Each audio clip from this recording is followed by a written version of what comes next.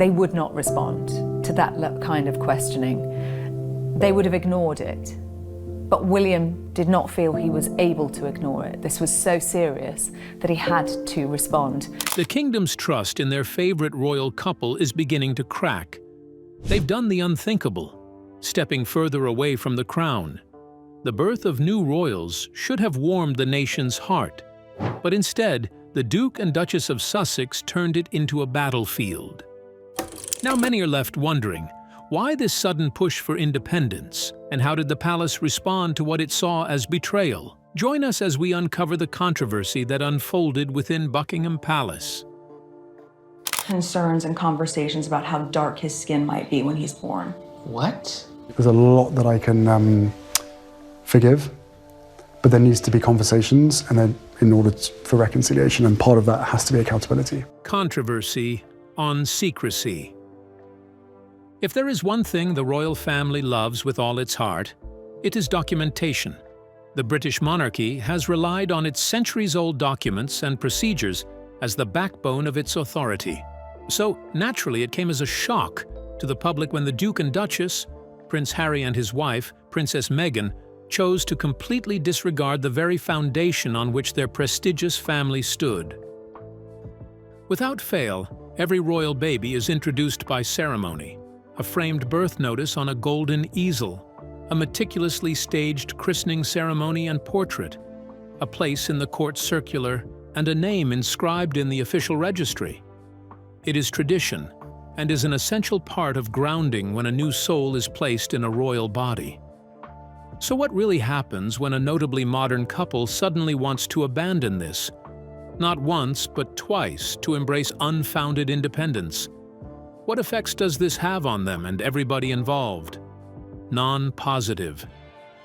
These are not just casual events, they are considered historical. The royal family is known to never abandon its own. That is why the absence of Archie and Lilibet sparked so many fires within the royal family and the British people as a whole. This absence that was found after investigation was unheard of. In the history of the British monarchy, no high-ranking member of the family has ever disappeared without a trace. Why would the top brass suddenly entertain abandonment? And why was the palace saying nothing about it? At first, people brushed it off for the monarchy's known need for privacy. But privacy never meant absence, especially absence of two of the top 10 members of the household, two integral pillars for the future of the now shaky monarchy. Privately or visibly, all royals always had their existence reported. The neglect that appeared now had never been present. From palace insiders to public eyes, it became a hot topic. Why were these rules that were always known to be as rigid as anything, and even older than numerous countries, suddenly being bent for whatever reason? Rumors spread. Blogs and even tabloids picked up this new interesting topic, and various theories began erupting from this attempt of celebritization that this royal couple attempted. A celebritization of royalty. Public eyes are bearing down on the royal household on this careless manner of handling the affairs regarding their two newest members.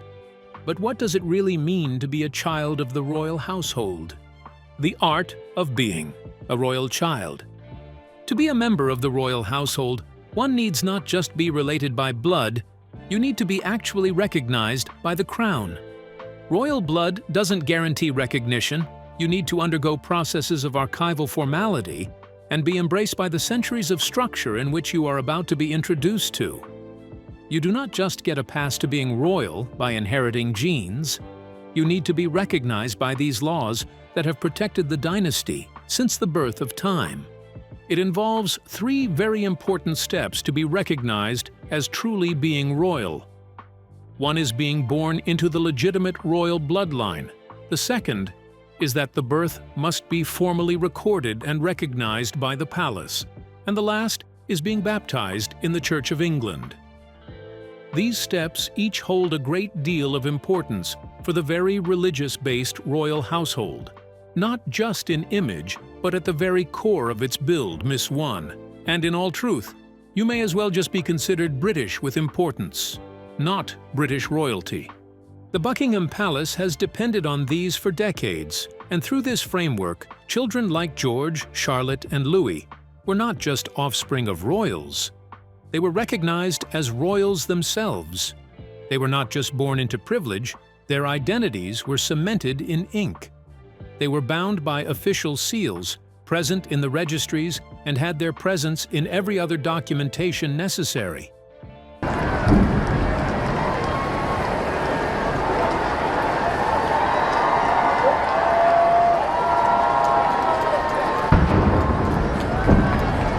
Every royal knew and recognized these children as one of them, and the public. They were clear about who their leaders were. Then came Harry and Meghan, whose love and modern family building had come out in an attempt to fight off these rules. A true anomaly.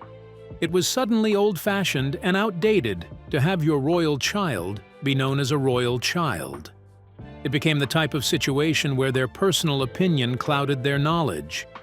The knowledge that just having royal blood did not guarantee a chance at holding on to the word royalty. In their case, documents were inconsistently filed, baptisms happened privately, and every part of their children's births happened in seclusion and away from royal and church oversights. A true Instagram couple, in all sense. Instead of their children's names to make proper appearances in the palace's registry, it made appearances on social media posts and personal releases. Nothing was done according to procedure. A modern couple with ancient roots exist in this very much ancient-styled background. It's really common sense to say that they wouldn't want their kids to suffer the same fate. The first withered branch. The first branch of the royal family tree, from the section of the Duke and Duchess, came in the form of a boy, Prince Archie Harrison Mountbatten Windsor. The birth of their first child happened in early 2019, in the month of May. This was also the birth of their attempts to sidestep royal rules and protocols, the birth of their attempt to prevent their children from going through the rigid institution that raised them, an attempt to make their child's life in their views of being royal, a royal without the burdens of being royal. Intentionally or not, for the first time in modern history, a branch of the royal family was engaged in this sort of scandal. This wasn't lost on the palace itself, as it definitely noticed a hole in its wall of commandments. Its stance was simple. A non-historically recognized royal is not a royal.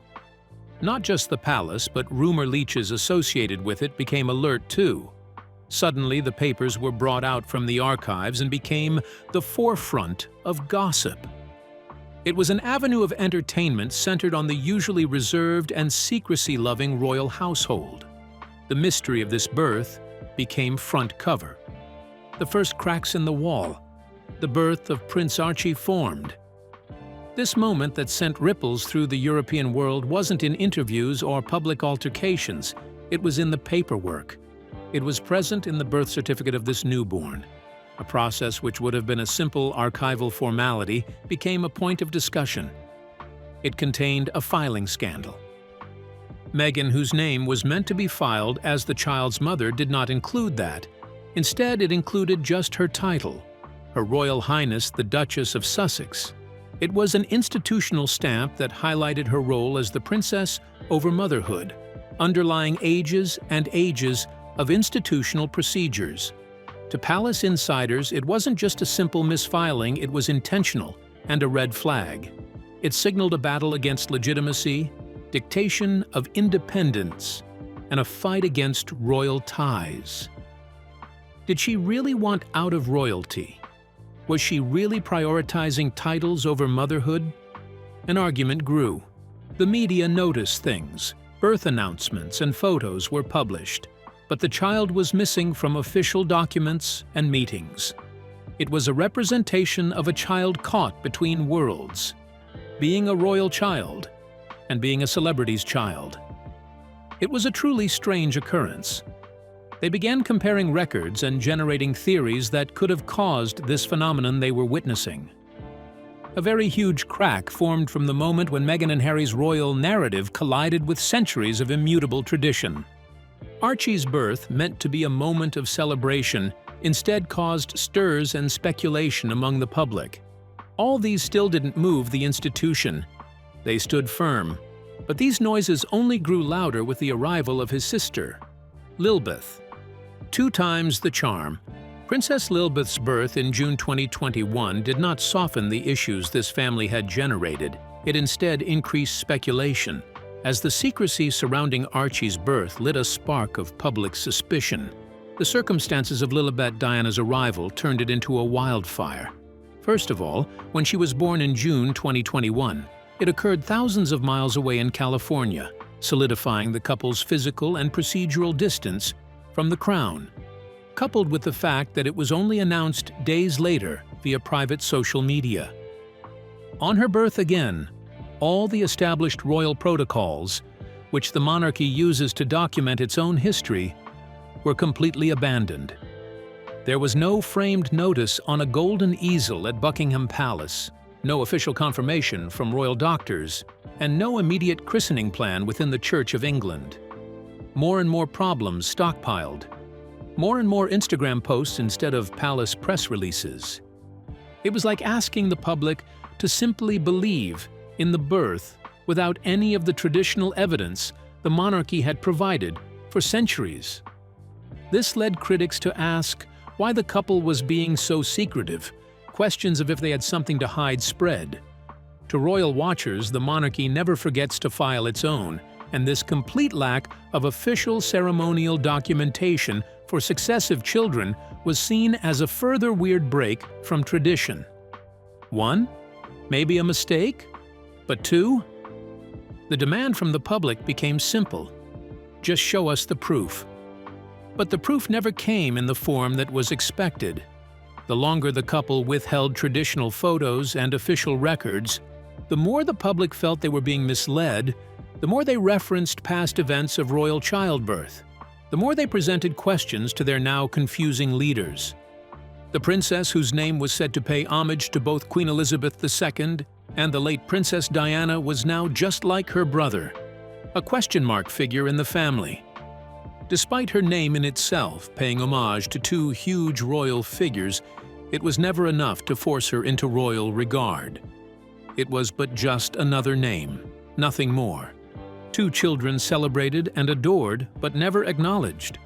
A royal divorce without the paperwork. That was what palace insiders and those around called it. Not just a silent walk away from tradition. They viewed it as a direct request of freedom from royalty from Meghan, whilst still wanting her child to inherit the title.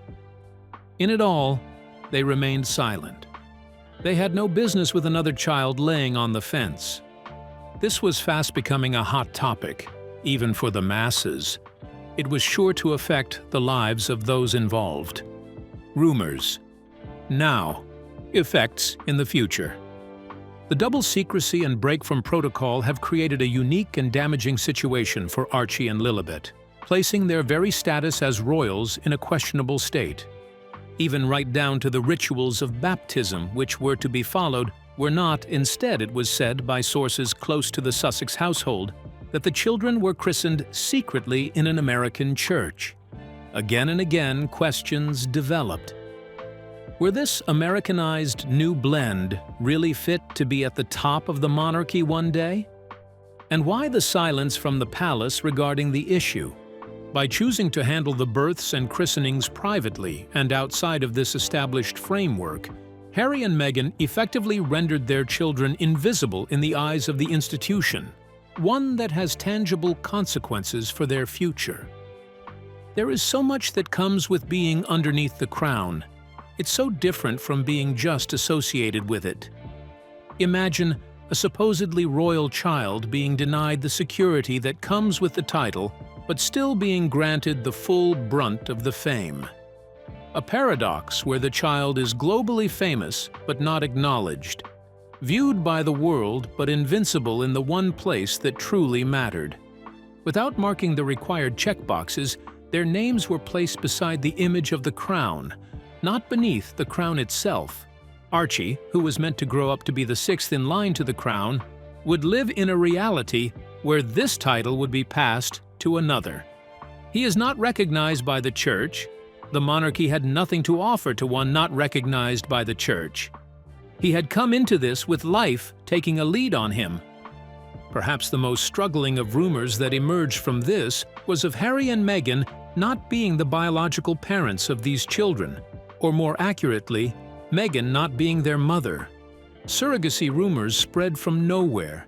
It came from the masses, wondering why a mother would put the future of her own children in such jeopardy. They concluded that perhaps yes, maybe the children weren't indeed hers, and she was doing this as a get-back at the prince and his family for making her carry a foreign child. Twice. A direct stab at the image of this media personality mother.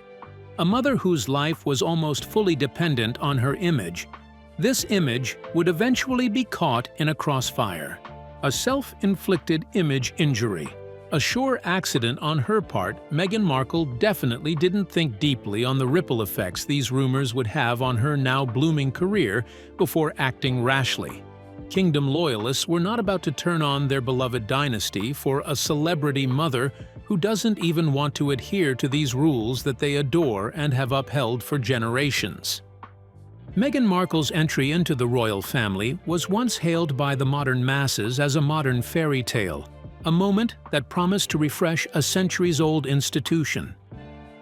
A progressive member was finally introduced as a top member of the household, a prophecy that promised to transition their society. When the rumors started spreading on her handling of the kids, surrogacy, and even her supposed want away from the royal household, this very praise and the act of being a media personality started to feel like a burden. Every tabloid, interview, and appearance always included the blockbuster question on her loyalty and treatment of her kids. People wanted answers she didn't really possess. Answers which could potentially further break down her now cracked celebrity lifestyle. The true catastrophe, however, arrived with the birth of Archie. It became evident that maybe this type of modernization is not what they wanted. Modernization in exchange for the death of protocol isn't what they wanted on the table. They themselves saw the cracks, and they made sure she heard. They asked questions, and she kept on beating around, not answering. Her frequent justifications involved her framing the secrecy as a desperate bid to protect her son from the press that she feared. This wasn't enough. How would you fear the press and still take pride in being a celebrity? It wasn't clear. As time went on, the damage bore deeper. The public narrative had shifted. The desire for privacy was no longer seen as a mother's instinct, but as a strategy to hide something. The decision to forego the traditional exercises was not viewed as a stand against an old-age tradition, but as an excuse to avoid scrutiny. Scrutiny about what, though? No one knew what she and her husband were hiding. Meghan's image was transformed. She was no longer just the progressive Duchess. In the court of public opinion, she was now seen as a dodgy figure, obsessed with control and secrecy. Every request for privacy started being viewed as an attempt to dodge responsibility. This same public who were willing to accept the children which the royal household rightly neglected were starting to have seeds of doubt planted. The rules weren't suggestions. No one was allowed to dodge centuries of protocol, no matter their popularity or how progressive they were perceived to be. For someone whose whole career rested on the title of royal, it was a problem.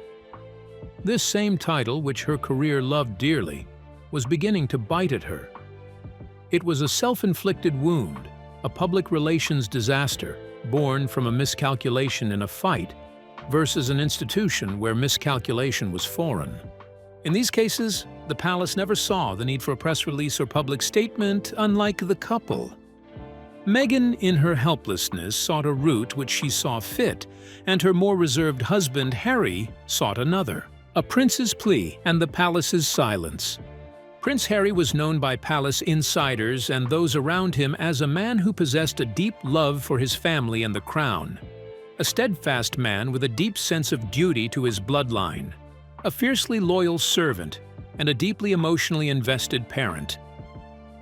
This situation that involved both sides of his eating at him was truly a dilemma.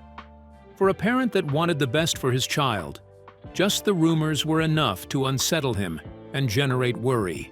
As a fiercely loyal servant, he saw what his family had done wrong and was not lost on the gravity of the offense.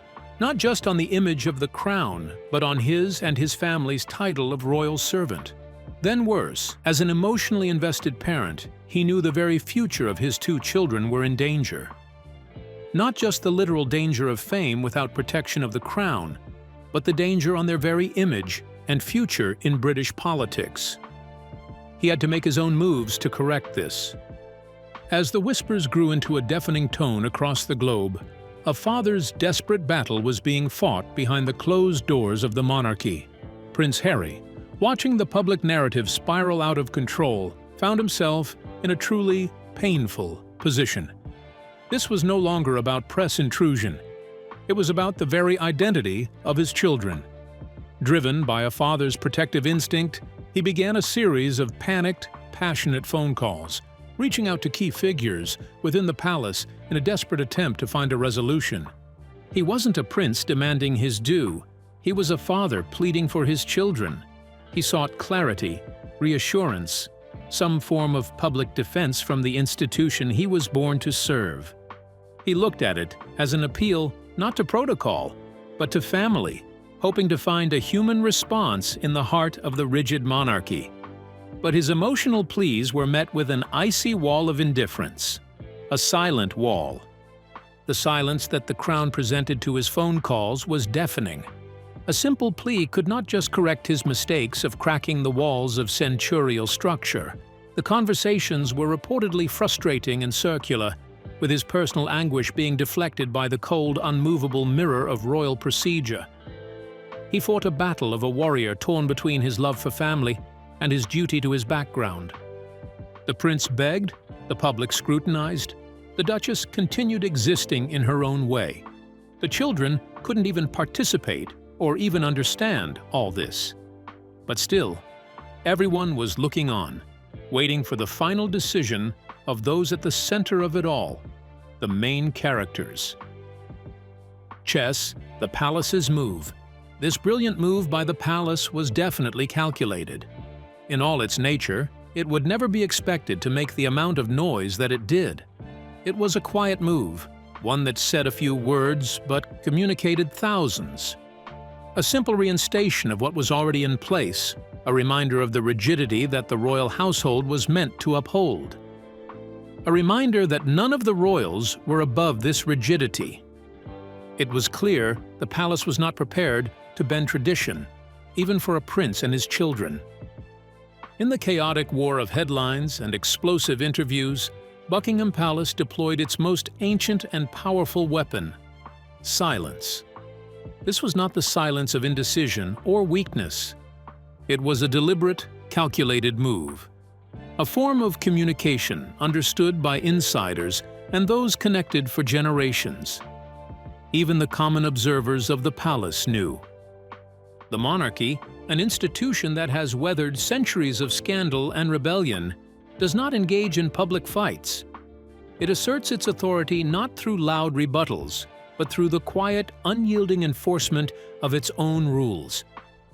Its silence basically just reminds you that those who offend are not worth the crown. When Harry and Meghan chose to sidestep the rigid protocols of a royal birth, they unknowingly stepped outside of royal recognition. They wanted the world to celebrate their children as royals, yet they refused to follow the very procedures that legitimize that status. To the palace, this was a huge contrast. The institution's response was therefore surgical, like that of a chess master, by refusing to comment, by withholding formal recognition, by refusing to correct a member's foolish mistake, and by allowing the official records to remain glaringly empty. The palace drew a line in the English sand without uttering a single word. This silence was a message, and it was brutally effective. It signaled that tradition would not bend to celebrity, and that emotion could not override procedure. The unspoken truth was clear. If you operate outside the system will not protect you. This quiet erasure from the formal narrative, the absence of the children in official portraits and registries, was more potent than any press release. It was a declaration that, within the historic ledger of the Crown, their status remained uninscribed and therefore unofficial. They allowed the rumors to grow, knowing that the speculation was born from a situation the Sussexes themselves had created, and that in the end, the sheer power of their quiet decree would kill it. In the end, the quiet, empty pages of the royal archives spoke louder than any accusation, serving as the monarchy's final chilling word on the matter. This, however, ended up serving as a double-edged sword. Lack of a clear statement would always bring about speculation. The court of public opinion. With the palace refusing to speak, the hope for an official narrative died, and the story was thrown to the wolves. The story became a playground for bloggers, tabloids outlets, and royal analysts alike.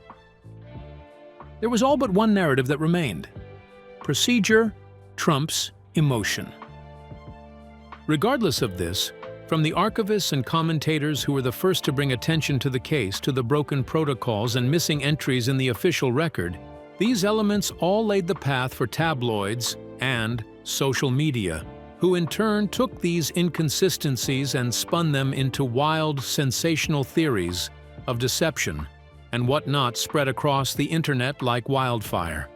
It was a statement of intent, one that affirmed England's rule would continue with its full strength.